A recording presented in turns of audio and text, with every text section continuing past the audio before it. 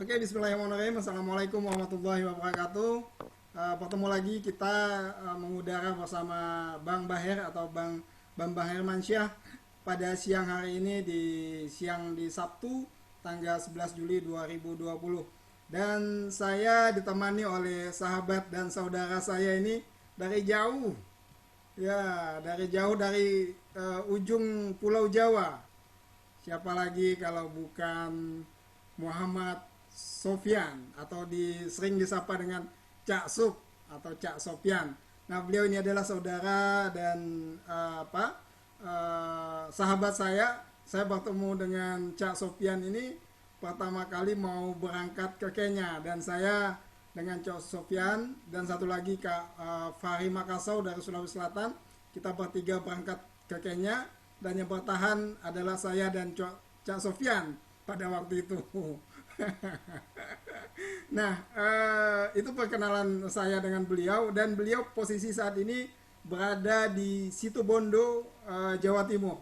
Nah, kalau teman-teman ingin melihat di mana Situbondo, kalau teman-teman juga tahu dengan tentang Anyar dan Panarukan, nah di Panarukan lah itu ada Situbondo.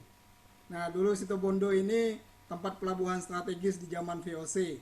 Namun, Cak Sofyan tidak menggeluti di bidang pelabuhan, namun beliau ini terjun di dunia pertanian. Nah, kita lihat aja capitnya begitu mempesona, ditambah dengan kacamata hitamnya itu loh.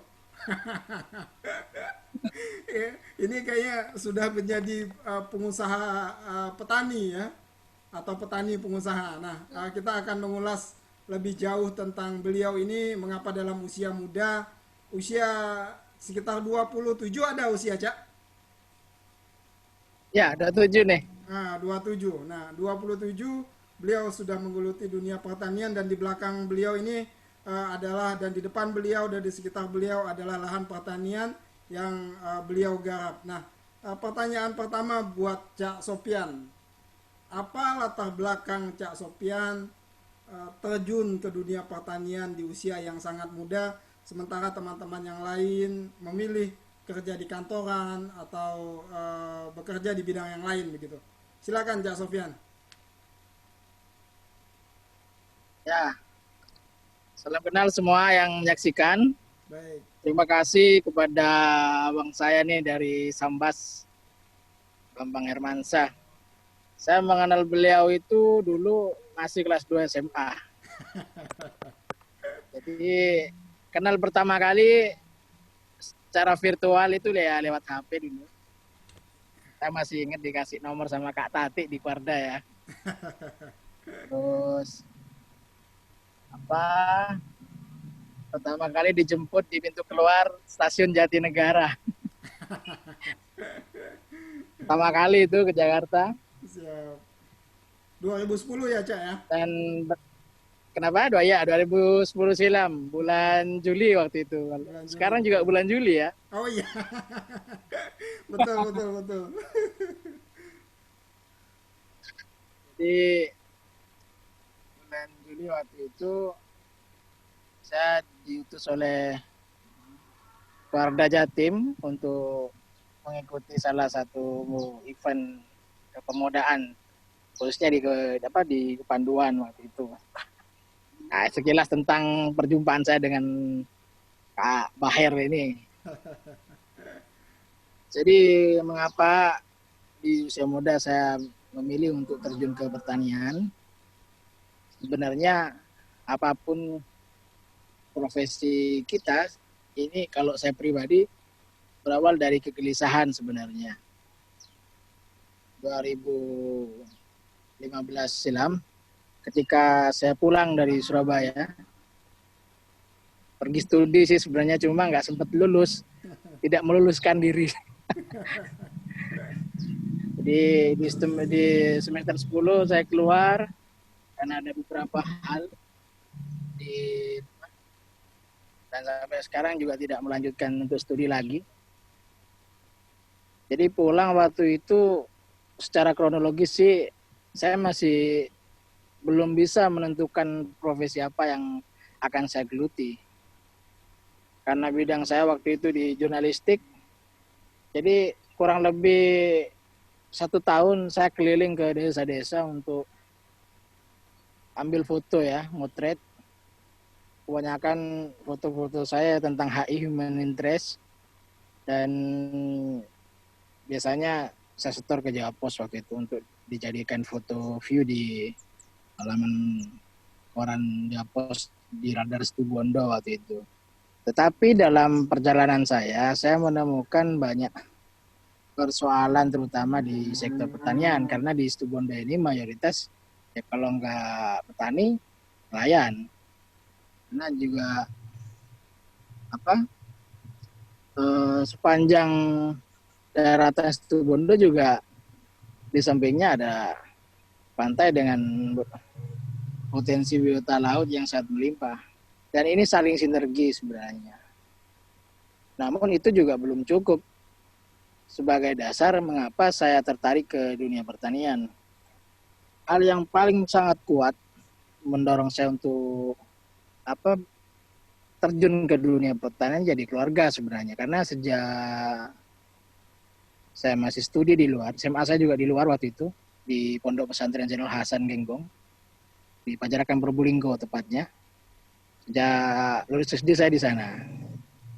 2007 ketika saya masih SMP, ini ayah saya mengalami kebangkrutan di bidang usaha taninya. Cuma karena waktu itu saya juga belum cukup tidak punya kapasitas pemikiran yang kuat untuk menganalisa. Ya biasalah, namanya anak muda, anak remaja waktu itu. Saya tidak memberanikan diri untuk bertanya, ya biarin aja.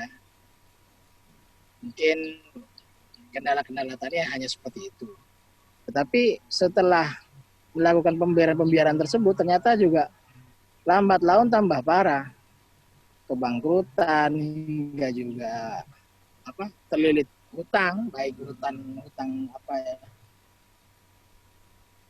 aren, menggon di sini sampai ke tetangga, keluarga, sampai ke bank juga waktu itu. Dan aset-aset ini juga sebagian masih di bank sampai sekarang.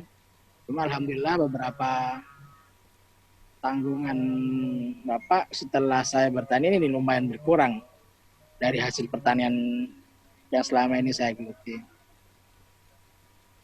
Setelah saya analisa, mengapa saya harus terjun? Ternyata pertama di sini memang petani minim pengetahuan. Mereka mampu memproduksi, tetapi mereka tidak punya kapasitas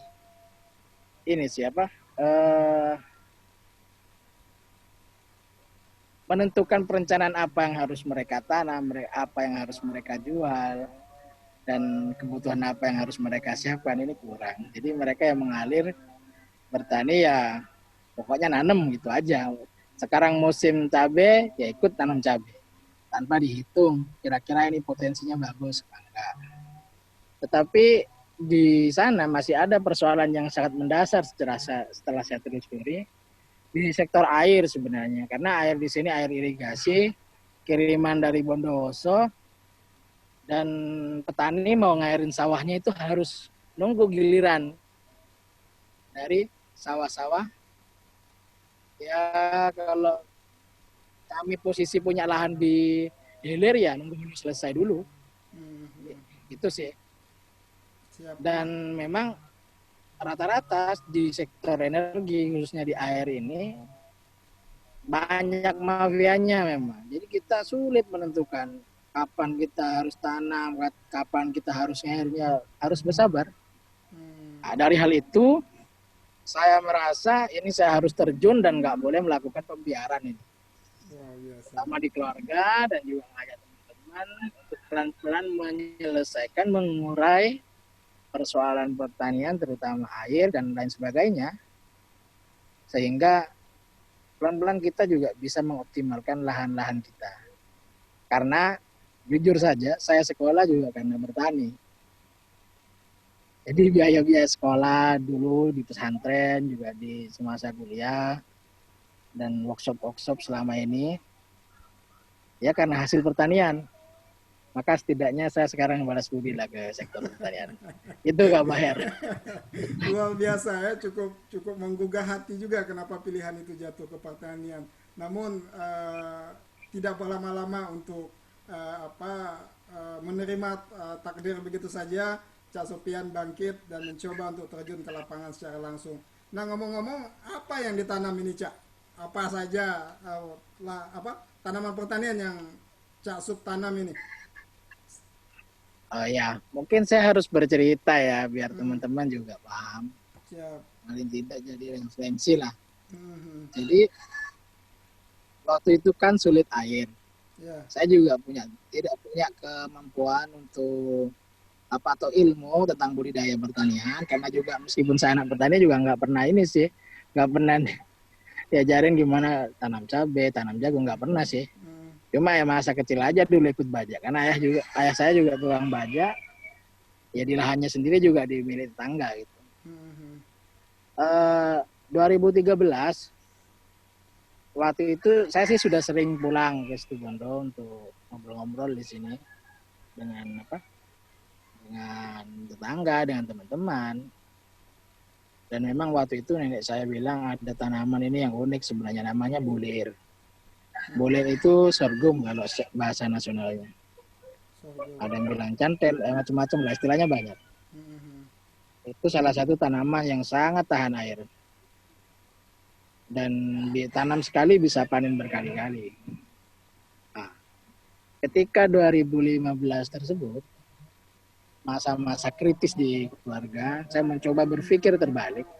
Nah, gimana kalau misal lahan-lahan kita ini yang kesulitan air, kita tanami saja dengan tanaman yang cukup adaptif dengan kekeringan.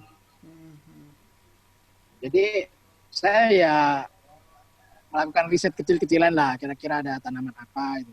Ya, tanaman legung, kacang-kacangan tersebut, dan jagung dan lain sebagainya bisa kemudian. Tapi saya cukup jatuh hati kepada sorghum karena selain tanaman tersebut sangat tahan kering, juga tanaman tersebut itu bisa diolah dari akar hingga batang dan buahnya. Waktu itu saya tertarik ya mas kepada sorghum. Batangnya bisa dibuat gula hmm. dan gulanya itu juga aman buat diabetes. Terus bijinya bisa dibuat beras, free gluten juga aman buat diabetes dan masih banyak sebenarnya keunggulannya. Dari Ini selain sorghum keunggulan apa yang dari ditanam, Cak, sekarang? kalau selain sorghum yang saya tanam ini kalau di bidang hortikultura ya Hmm, cabai sama paya, terus apa lagi ya? Mungkin ya, itu ya yang banyak. Yang lain kapasitasnya kecil-kecil, oke. hanya untuk dijual bibitnya. Hmm. Nah, kalau bicara Yang secara sorghum, produksi, itu secara produksi bagaimana, Cak? Apakah cukup menghasilkan atau menjanjikan hasilnya? sorghum itu saya tidak produksi banyak. Kalau hasilnya ya lumayan, cukup ini cukup cukup menjanjikan sebenarnya. Hmm, Saya belum sempat hitung secara real ya ya. berapa kapasitas produksinya. Hmm. Cuma nilainya sama dengan beras.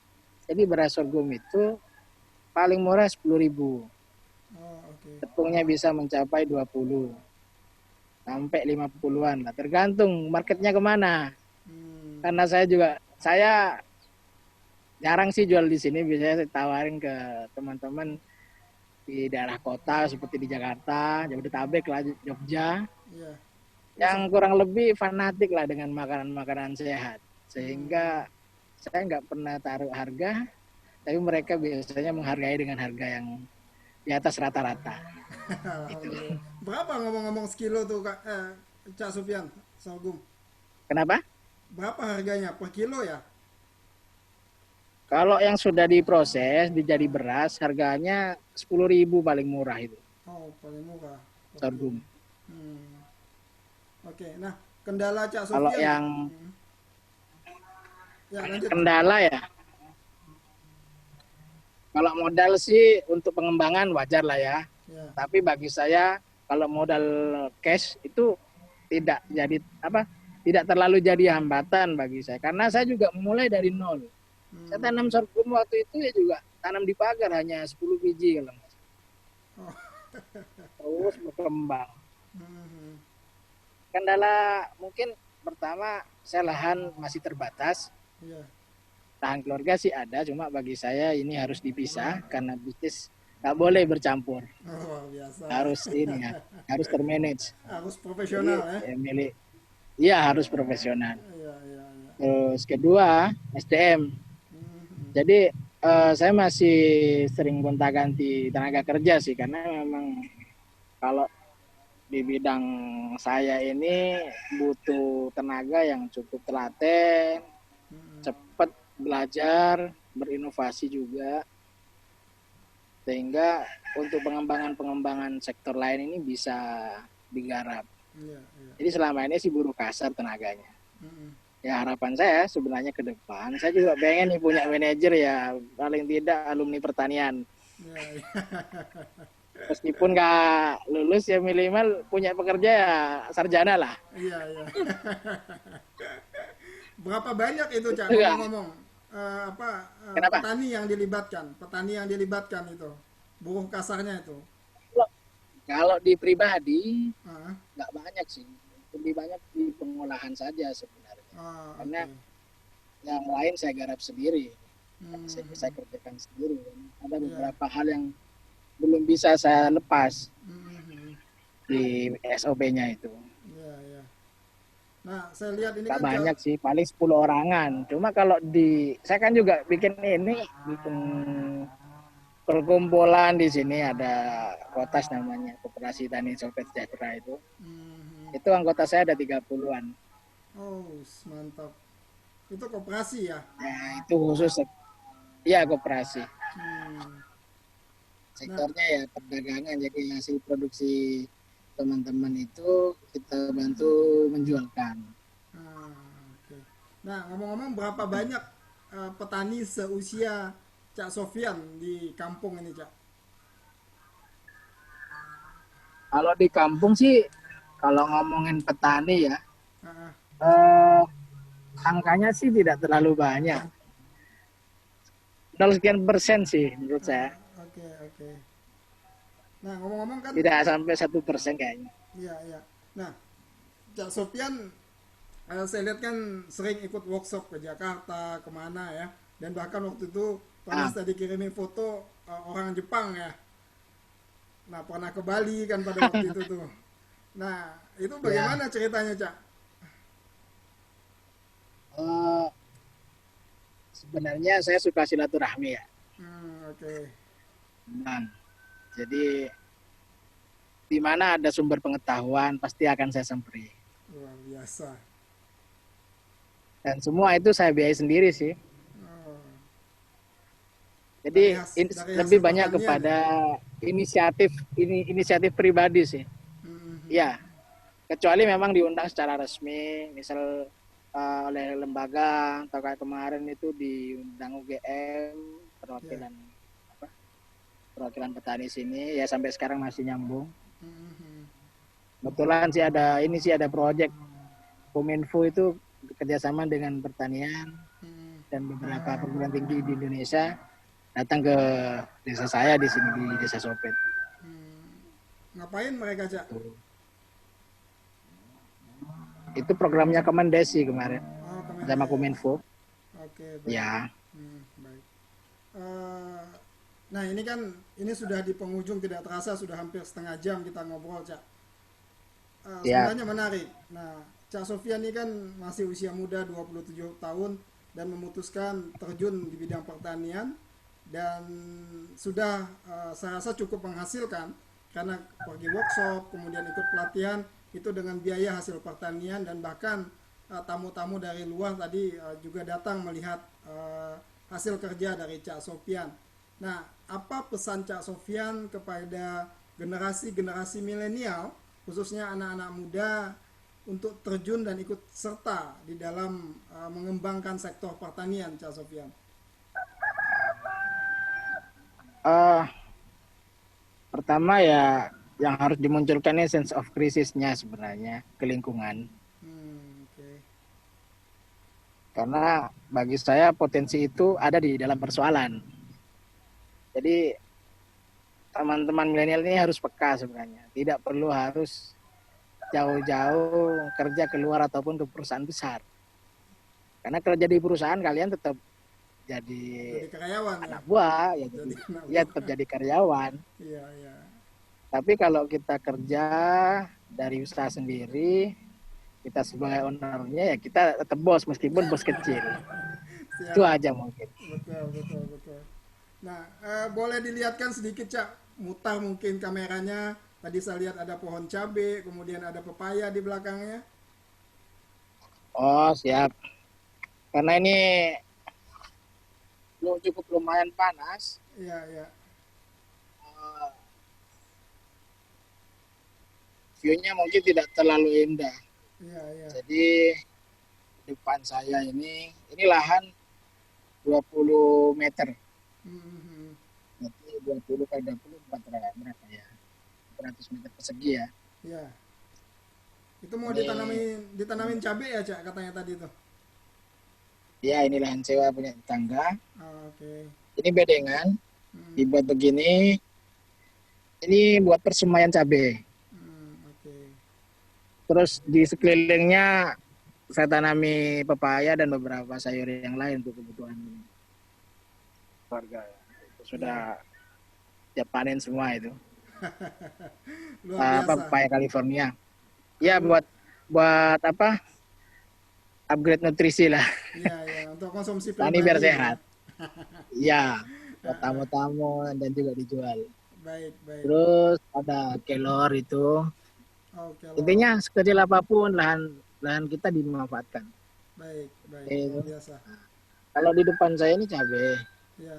Jadi cabai satu bedeng ini kurang lebih hasil produksinya itu 25.000 bibit. 25.000 bibit. Ya, 1.000 bibit itu harganya kurang lebih 50 bisa sampai 80 ribu rupiah. Tinggal dikalikan nanti. Iya, Ini iya. jumlahnya ada sekitar 24 bedeng. Us, luar biasa ya. Ya nanti dipanen paling tidak umur 40 hari begini nih. Oh, oke. Ya ini cuma musim panas jadi nggak terlalu fresh. Iya ya. Ini cabut ini. Ya dijual begininya aja ini Oh, dijual 50 rupiah harganya ini. 50 rupiah. Masya Allah. Ya per ini per Tadi batang beli, ini 50 rupiah. tadi belinya 1000 bibit 80.000 ya. Bukan 1.000 berarti 50 sampai 80.000 ya betul. Oh, oke. Tapi bibitnya Kebutuhan per hektar itu Hmm, kebutuhan di sini per hektar kurang lebih antara 30 sampai 40.000 bibit. oh, oke, oke. Luar biasa.